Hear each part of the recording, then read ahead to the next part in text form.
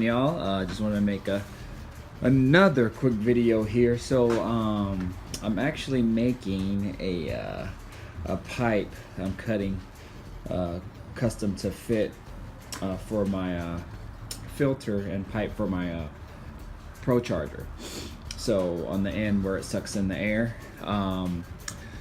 somebody had made a comment, and I was already thinking about this as well in regards to just having the filter on the end of the ProCharger and it sucking in all the hot air from the engine into the ProCharger through the intercooler. So I had already been thinking about purchasing a pipe and a filter that fits a GTO, but I started to start thinking and messing around and see if I can maybe make my own pipe, because from my my tube kit that I got for my intercooler, I have a lot of extra pipe, and this particular pipe here was sent to me accidentally.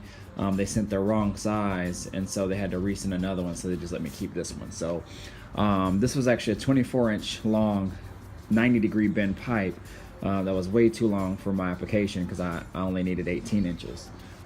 So what I did, and I'll show you here at the car here in a moment, is I measured from the ProCharger side to where I'm going to mount the filter in my car, and I just used this little Sharpie pen and made little marks around here, and then I taped it around, and then I just started cutting around with this little Dremel here. Now this isn't ideal for cutting, but it actually works really good. It's usually just for small jobs, and it's actually good for this since this is just aluminum pipe.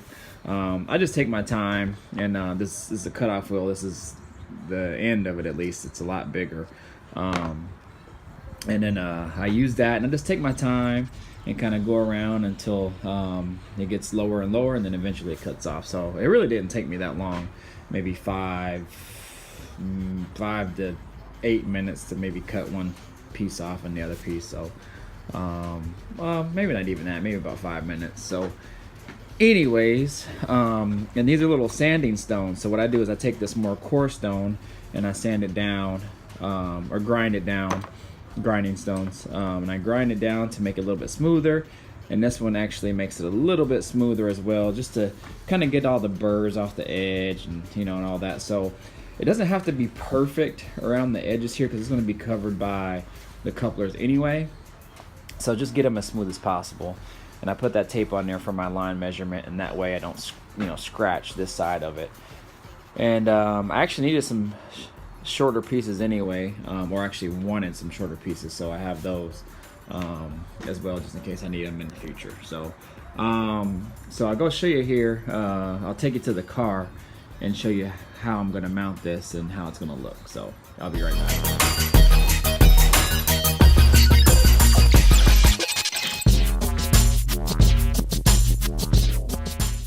Alright, y'all, so here's what I did. So the 90-degree bend I was telling you about, I have it right here. So how this works is, I originally bought this 90-degree coupler. So what it is, it's a 4-inch 90-degree on this end that goes down to a 3-inch. And I actually originally bought that for this, but the length of the piping and all that ran to my intercooler really didn't work too well with that 90-degree bend. So I had to buy that step down coupler from a 3-inch, a 4-inch to a 3-inch. That was just a straight coupler, not a 90-degree. So just a straight hose. So I originally was gonna return it, and then I was like, you know what? Just let me keep it just in case I needed it. And actually, I did need it. So again, this is that pipe that I cut down. So what I did is I just measured with the filter on how far I needed to cut back from here from the end to here, and I took out some extra because I knew this was going to sit inside. So I took like 4.5 inches off there. Then I lined it up here, and the pipe actually stuck out like out to here, so it was about another 4.5 inches I had to cut off there. So it actually ended up being about the same size. It was like 4.5 inches here and like 4 3/4 inches here. And that actually looks like it's meant to go there. So it's perfect. And if you can see right here, that gap, I have a good clearance. So when the hood closes, shutting it right now, it does not hit. So you see there's plenty of room. That way, if I wanted to stick a wider filter or something there, I could. I'll probably just stick with this size filter here, so it's actually I have room in there to keep this size filter, because if I go with something longer, then I'm probably gonna have to cut the pipe down, and I don't want to do that. So, and that filter should be sufficient, and they sell those at O'Reilly's for pretty cheap. So, but yeah, y'all, that's pretty much what I did. Excuse me, what I did, and that'll help keep the hot air away from being so close, that filter being so close to the motor, and the headers down there sucking in all that hot air here. Actually, we'll be able to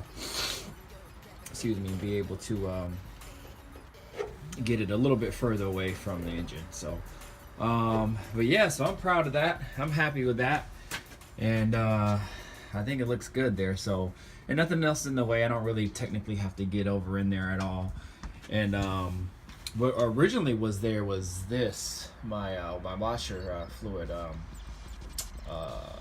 container there. So it was actually right there, but I never used my washer fluid ever on this car, at least. And so I thought, you know what, let me just take it out and see if I can put my filter over there, or route it over there. And so that's what I did. But yeah, I just wanted to show y'all there. So fairly simple to do. If you have the bin that you're looking for and you just want to mount your filter somewhere and don't have to do any welding or anything like that, that's an option. So and I enjoy doing this because you see a lot of box Chevys on YouTube, and you know, they're already put together, or they already have the swaps done in them or whatever, but there's hardly anybody doing kind of like how-to videos or showing people how they did it. And I wanted to be one to do that with this build, so people can kind of see, you know, how I did things, and don't necessarily have to copy me, or I don't even look at it as copying. You know, if you want to refer these videos to other people and they get ideas to do it for their own build, or they want to use the same thing I did, go ahead.